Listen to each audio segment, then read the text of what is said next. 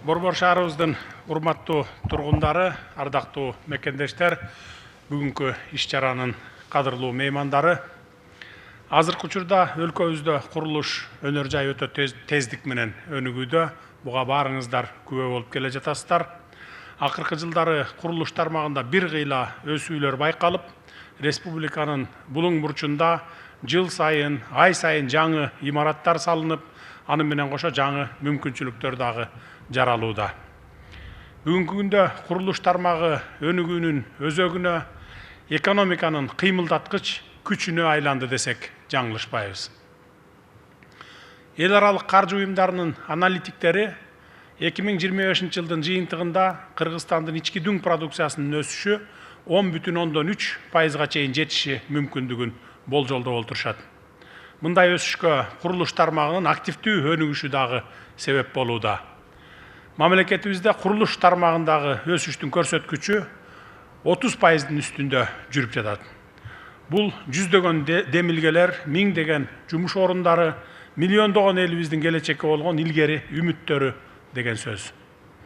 Элибиздин жашоо соңолсун, шаарыбыз өнүксүн, ата уулдарыбыз узак жылдык күтүү менен эмес, өз убагында үйлүү болсо экен деген аруу тилектерди ар бирибиз көкүрөгүбүздө жашатып келебиз. Бир кезде биз Бишкекте башка өнүккөн шаарлардай болуп тикесинен өссө экен, жаңы конуштарыбыз капталына жайылбай, кабат-кабат үйлөр турса экен деп кыялданчу элек. Эми ал кыялдар бүгүн чыныгы жашообуздун босогосунда турат. Мынакей бүгүн биз дал ошол дагы бир кыялды ишке ашыруу үчүн, жаңы шаарчаны түптөө үчүн мезгил кутузун салуу иш-чарасына чогулуп отурабыз. Тагыраак айтканда, Алтай шаарчасын куруу долбоорун ишке ашырууга кадам таштап, келечек муундарыбызга каалоо тилегибиз менен кайрылуу калтырып, шаарчанын пайдубалын түптөөгө азыр Кудай буйрса старт беребиз. Урматтуу замандаштар, 334 гектар аймакты камтыган бул шаарча заманбап шаар куруунун үлгүсү болуп саналат. Бул жерде 1551 даана 5 кабаттуу турак үйлөр, жалпы 34 миңден ашуун батир. Бул деген сөз бир толук райондун элин ушул жерге батырып атабыз деген сөз.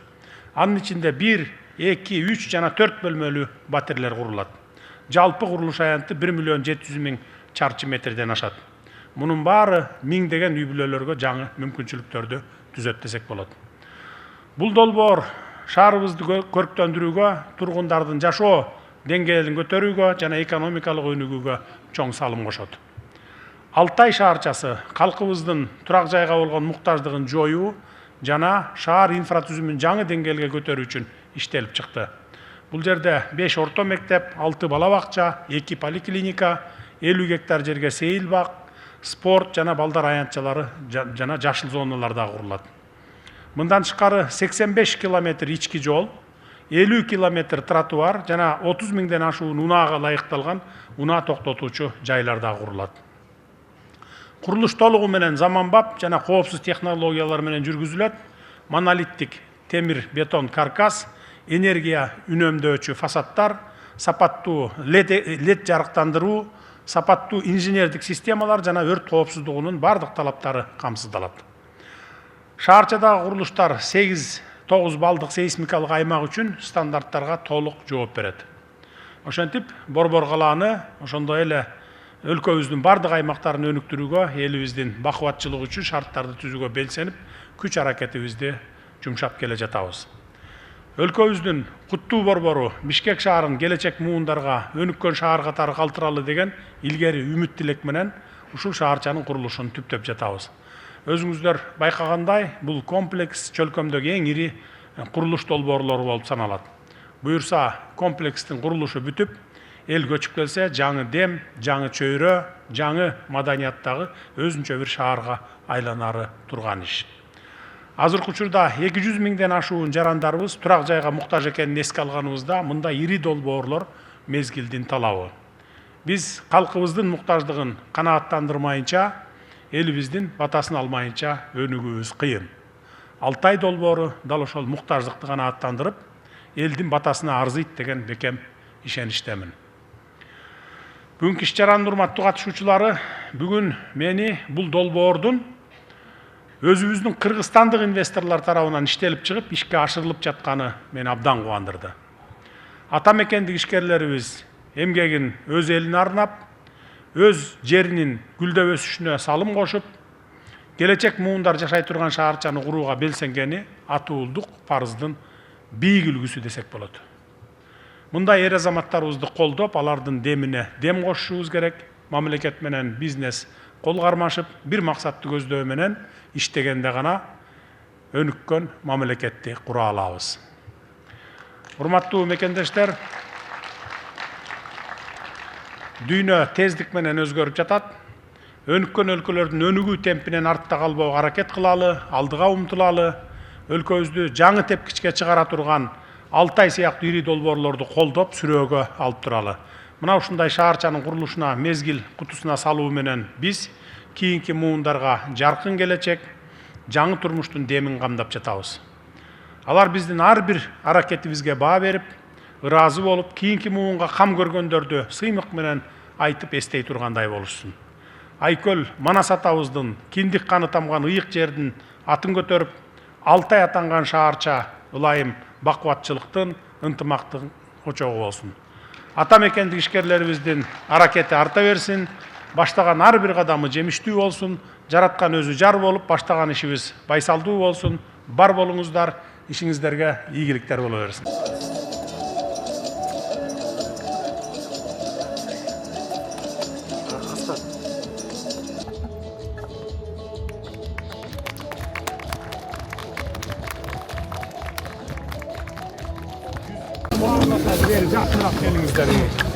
Суроо талаптарыңыздар болсо, проблемаларыңыздар болсо айтыңыздар, угайын.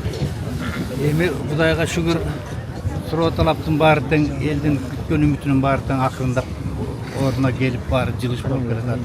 Илгерки ушу 7 дубандын чыккан мыкчыгер акылман адамдарыбыздын илгерки үмүттөрүнүн баары тең мынакей азыр ишке ашып акырындап келатат. Мунуга чоң рахмат. Ар дайым ушундай эле элиңиз менен, жериңиз менен, ушул элибиздин камкордук үчүн кылып аткан кызматыңыздын үзүрүн көрүп, ушул ар дайым жакшылыктын үстүндө болуп, сизге узак өмүр, бекем ден соолук, күчүңүзгө күч, кубатыңызга кубат кошуп, түгөнгө рызкы берип, Кудай таалам колдоп, кыдыр жолдоп, ар дайым жакшылык үстүндө болуп, батабыз тийип, ар жакшылыктын үстүндө жүрө бериңиз, ишиңиздерге ийгилик. Баарыбыз эл журт ушу сизге ыраазычылык билдиребиз. Кыргыз болгон эле ушул моментке келдик. Уште керекте, Ушул жерде айтыңыз. Силерге чоң рахмат. Силер менен бери элибиз өнүгүп өсүп атат. Андан ден соолугуңуздар чың болуш, эл чыңыңызга кыларыңыздар. Анан Курултайда дачасына бир келип кетендерибиз эле биздин эл сизди күтүп атабыз. Качан дачасынан болосузбу? Ооба, дачасынан. Тан сизге жолугуп элимин жетип коюндап. Айтайын деп келдим эле. Дачасына бир күндө бошогон бир убакытта. Биздин эл сизди күтүп атат ошол. Барып кетем мен. Мен да Тихо. деген жок эле дегенде бир алтын эли бар. Мектеп садык эч нерсе жок. Достук айыл каерде эле? Бул жерде. Метр. Бул ылдый жагында. Эч нерсеси жок. Мектеп садык. Балдарыбыз ар кайсы жактарга барып келет. Болду, неме кылгачы? Кайбек шаарга кирди да бияга, шаарга кирди. Достук айылында мектеп жок. Кандай мектеп? Азыр биз деген акыркы 12 мектеп Саудовский фонд менен анан сиз берген 20 мектепти да белгилебедиңер. Ошолорду жаңы конуштарга таратып атабыз. Сиз жанагы сүйлөшкөн. Жок, могу достук айылында мектеп жок деп атасыз. Мектеп Жок, жок. мектеп бияка келишет да, бияка келип окуйсуңар да. 54 мектепке каттап Канча айырмасы? башка айылдан Аралыгы. башка айыл бар. Кара аралыгы канча? Аралыгы бир Канча бүтүн жашайсыңар достук айылында? Бизде 1200 түтүн жашайт. 1200 ай кирейген айыл экен да. Ооба, чоң Срочно айыл. давай мектеп курулар.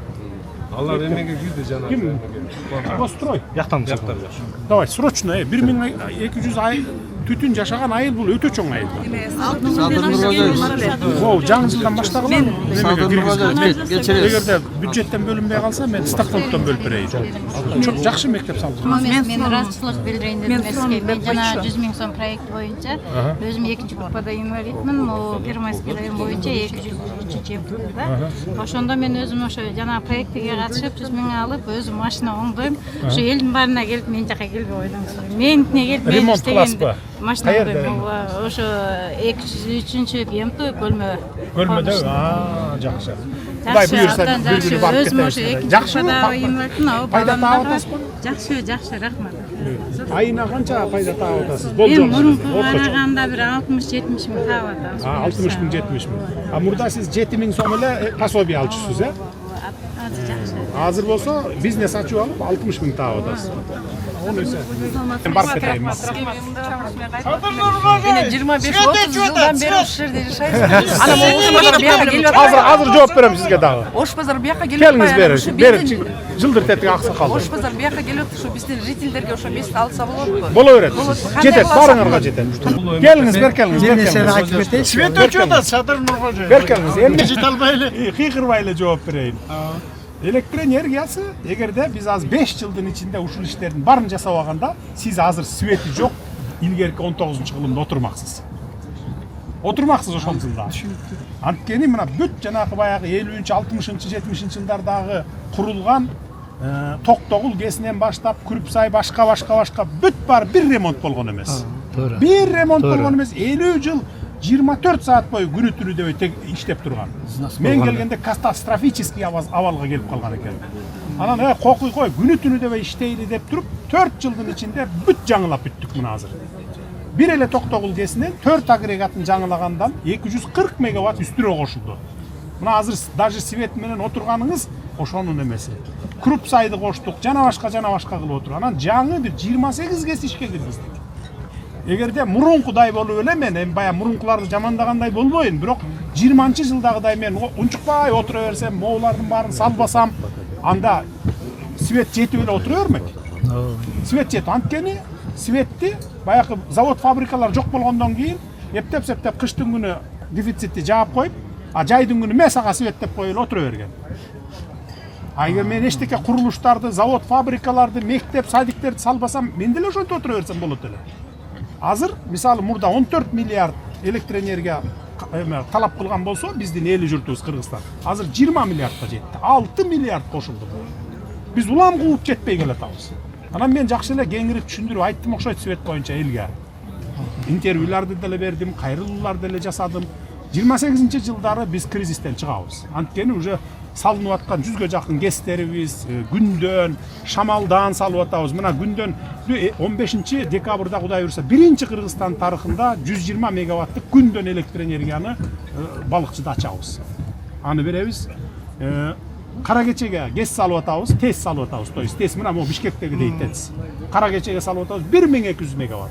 Мына ошол 28-жылы бүткөндөн кийин 28-29-жылкы кыштарга эчтеке светиңер өчпөй ограничение жок беребиз. Биз импорт албай калабыз сырттан. Мына азыр 100 сомдон ашыгыраак сомго алып келип туруп импортту биз. Казакстан, Өзбекстан, Россиядан, Түркмөнстандан элге 1 сом 37 тыйындан берип атабыз. 100 сом 50 тыйындан ала албайсыңар да силер. Туурабы? Ортодогу айырманы мамлекет төлөп атабыз биз. Кой жабалы деп субсидируйт этип берип атабыз. Ал айырма мурдатан баштап эле мага чейин эле 30 жылдан бери чогулуп келген. Чогулуп келгенде Неска компаниясына 137 миллиард сом болуп топтолуп калган мен келгенде 20-жылы. Азыр бүт жаап отуруп мына болгону 25 миллиард сом калды. Мына ушундайдын улам импортты азайтып өзүбүздөн чыгарып отуруп мына ушунун баарын жаап келатабыз. Эмдиги жылы Неска бир тыйыны карызы калбайт, тескерисинче 27-тен баштап кирешеге кире баштайт. Түшүндүңүз, Эми ушунча 30 жыл чыдагандан 35 жыл чыдадыңар да, 5 жылды кошкондо акыркы. 1-2 жыл чыдап койгула мына. Биз жөн жаткан жокпуз свет боюнча. Анткени свет бул энергетика, бул мамлекеттин, элдин жашоосу. Тиричилик берген, заводдорду, фабрикаларды иштеткен, экономика, өндүрүштү иштеткен бул энергетика. Эң биринчи немебиз, ишибиз энергетика боюнча биз ушунун бардыгын кылып атабыз. Камбар ата бир мына башталып атат. Ал 7-8 жылда бүтөт буюрса, 1,5 миллиард доллар алдык. алдык. Дагы 1,5 миллиард, 2 миллиарддай акча керек, бирок аны да табабыз. Бирок өзүнү менен өзү актайт. Жана кыйкырып атпайбы, окуй эле окуй, тышкы карызыбыз 2 эсе өсүп кетти. Ма десе 10 эсе өсүп кетсин. Бирок ал тышкы карыздар ар бири өзүнүн долбооруна жумшалып, кайра 10 жылдан кийинби, 15 жылдан кийинби төлөгөнү келгенде ар бир долбоор өзү төлөп коет. Азыр биз жана сырткы карыздарды, 5 миллиард сырткы карызды баарыбыздын чөнтөгүбүздөн төлөп атабыз. Мурда каяка кеткени белгисиз ал акчалар. Энергетикага кеткенби, же үй салганга кеткенби, же жөн эле кеткен да. Китеп чыгардык, анан билимге жумшадык, анан баланча консультант келди, ал $1 миллион төлөп бердик, ага деп эле 10 миң болуп кеткен. Кумга сиңген суудай болуп кеткен ошонун баары. Мына азыр биз төлөп атабыз. Мындайын 20-30 жылдан кийин биздин келечек балдар антип төлөбөйт. Ар бир долбоор өзү төлөйт. Мына темир жол өзүн өзү төлөйт. Бигил камбарата өзүн өзү төлөйт. Мына мусор чыгарган заводду көрдүңөр, мына. Бу дагы декабрда 10-15 күндө ишке беребиз мынакей. 30 жыл өрттөнүп уш жерде түтөп жаткансыңар. Азыр тескерисинче мусор жетпей калды аны неме кылганга. Өзү 1200 машина кылат, а бизде 800 тонна мусор чогултабыз Бишкек. Ал 1200-дү күйгүзөт. Ал жөн эле мусор күйгүзбөйт. Плюс еще 30 мегаватт электроэнергия берет. Мына 15 декабрдан баштап бизге бере баштайт. 1 декабрдан баштап энергия бере баштайт ушу мына. Бул технология. Анан ошон үчүн баягы жанагындай провокаторлорго мына шайлоо келатат, жакында шайлоо болот 30-да. Тыптынч өтөт, эч кандай эме болбойт. Анткени биз жасалма шайлоо өткөрбөйбүз, бирөөнөн чуркабайбыз, күйбөйбүз. Таптаза кылып татынакай өткөрөбүз. Ошондон колдонуп калалы деген күчтөр жанталашып, кокуй эле кокуй Кытай басып кетти. Басып алайын деп келген жок. Ушундай заводдорду куруп атат, жолдорду куруп атат, темир жолду куруп атат. Бизге керек да, аба менен суудай керек да. Биз азыр тупик мамлекетте жашайбыз мына 30 жыл. Не кылышыбыз керек? Өмүр бою үңкүрдө жашагандай жашай берелиби? Темир жол керек. Биз темир жолду бүткөндөн кийин 30-жылы биз дүйнөгө чыгабыз. Кытай экономикалык өзүнчө бир океан болсо, дүйнө жүзү өзүнчө экономикалык океан. Экөөнүн ортосунда турганыбызга сүйүнүшүбүз керек. Мына эми ошон эки океанды бириктиребиз дагы биз 30-жылдан баштап дүйнөлүк экономикага таасир эте баштасак болот. Рычактарыбыз пайда болот биздики, транзиттик рычактар. Ошону туура түшүнөлү. Балдарга, жаштарга айткыла. Малыгестердин пайдасы тиіп атабы? Эмнени? Малыгестер бүтүп атпайбы азыр? Малыгестердин кесепетине мына сиз свет менен отурасыз дейм. Анча-мынча ограничение болсо дагы ошолордун кесепетине. Мен айтып атпайм, эгерде 28 ГЭС салбай койсок, 400 канча мегаваттыкты общий болду, 400 мегаватт акыркы 5 жылда, мына 3 жылда дейинчи. Эгерде анын баарын салбай койсок, анда азыр светиңиз жок отурмаксыз кыштын күнү. Анда да ограничение да эмес, биз өчүрүп эле салмакпыз. Жок болду деп эле мисалы. Бирок да бир нерсени унутпашыңар керек да. Мисалы азыр импорт алып келип без ограничений бере берсек боло берет. Сиз колдоно бересиз, ütүгүңүздү саясыз, жылуулугуңузду саясыз, светиңизди таң атканча күйгүзүп кое бересиз. Бирок жанагы ортодогу айырма 1 сом 37 тиынден алып атпайсызбы сиз? А биз 3 сом 37 тиынден алып келип атабыз. Эми себестоимость менен берип атат да кошун өлкөлөрдө, бизге бербейт да 1 сом 37 тиынден. Ортосундагы баягы чоң айырма мамлекеттин мойнуна минип атат. Ал деле силердин өзүңөрдүн эле чөнтөгүңөрдөн кете турган акча, элдин акчасы ал деле. Бюджеттен төлөйбүз, мен чөнтөгүмөн төлөп бере албайм да. Бюджеттен алабыз. Ошону экономить этели деп атабыз. Импорт тазайталы, баягыны кичине үнөмдөп колдонолу дагы 25 миллиард калган акчасынан кутулалы Несканын деп, энергетиктердин карызынан кутулалы. Мына 5 жылда кутулдук биз энергетикten. 6 жылда десем болот да. 6 жылда мына 26-жылы толук кутулабыз. Болбосо алар банкрот болуп калган, уже катастрофа болуп кала турган мезгилде мен келгенмин 20-жылда. Мен көрүп туруп ош жерден илавия жаздаганмын. Андан бери мына чыгып келатабыз. Эптеп жетти. Эми Садым Нуркожоевич, сиздерге мээлибиздин катышчыларынын атынан бата берип коелу. Бул бата менен эл көгөрөт, жамгыр менен жел көгөрөт дейт, жер көгөрөт дейт. Кудай Таалам сизге ушундай бир рызкыны берип койду, мүмкүнчүлүктү берип койду. Элдин үмүтү тилегинин баарын Кудайым буйрса аткарылып келатат. Амин. Кудайым сизге бекем ден соолук берсин, узун өмүр берсин, кетпес рызкы берсин, күч кубат бактаалай берсин. Ар дайым элиңиз менен бирге жашооңуз уланып, ар дайым жакшылыктын үстүндө ишиңизге ийгилик болуп, Кудайым колдоп, кыдыр жолдоп, жакшылыктын үстүндө болуңуз. Кыдырдын батасы тийсин, элиңиздин бата тийсин, Кудайдын кулагында болуп жолуңуз ачылып, ак жолуңуз ачылсын. Ар дайым ушу Кудайдын колдоосунда жүрүңүз. Жаман көздөн, жаман сөздөн алыс болуңуз. Кудайым сактасын. Жакшылыктын үстүндө жакшынакай маанайда элибиз агарып көгөрүп, ушундай тынччылык заманда кыргыз элибиз өнүгүп өссүн. Ушул жерден мэрибизге да чоң рахмат айткыбыз келет. Абдан сонун иштерди жасап атат. Абдан кыйналса дагы күн түндө иштеп атат. Айбек инибизге да чоң рахмат айткыбыз келет. Сиздерге ак жол, Кудайым колдосун. Түбөлүк президент болуңуз.